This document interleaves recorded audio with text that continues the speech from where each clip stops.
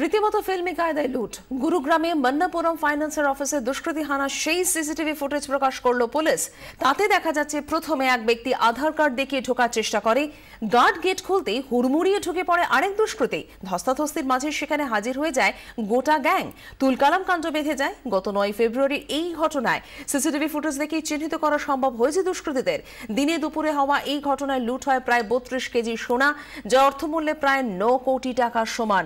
প্রায় 8 লক্ষ টাকা নগদেও লুট করে চম্পট দেয় দুষ্কৃতী দল।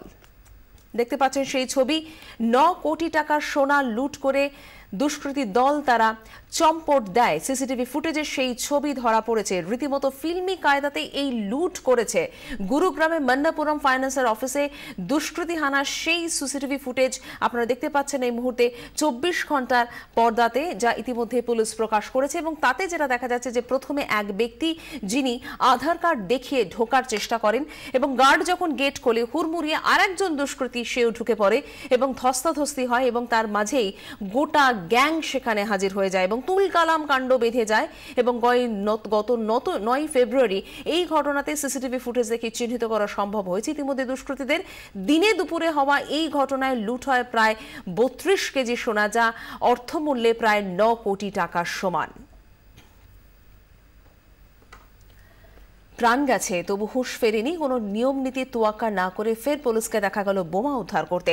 বর্ধমানের বাজে প্রতাপপুরের বেশ কিছু শক্তিশালী বোমা উদ্ধার হয়। পুলিশ ঘটনাস্থল থেকে সেই বোমাগুলিকে কোনো সতর্কতা ছাড়াই হাতে করে তুলে নেয়, যার ফলে বড়সড় বিস্ফোরণ ঘটতে পারত যে কোনো সময়।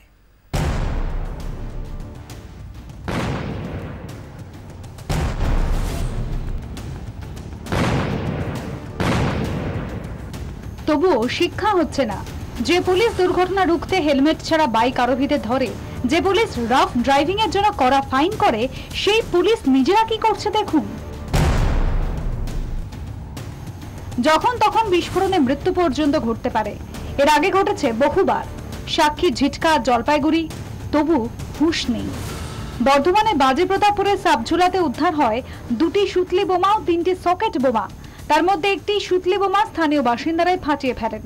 পরে পুলিশ গিয়ে বোমাগুলি উদ্ধার করে, কিন্তু সেই উদ্ধার পদ্ধতি বড় ভয়াবহ। সরকারি নির্দেশ আছে বম স্কোয়াড সম্পূর্ণ নিরাপত্তা নিয়ে বোমা উদ্ধার করবে, বোমাগুলি নিষ্ক্রিয় করারও নিয়ম কানুন রয়েছে। কিন্তু খোদ পুলিশে যখন তা মেনে চলে না, তখন প্রশ্ন না উঠে পারে না। ব্যুরো রিপোর্ট, 24 ঘন্টা।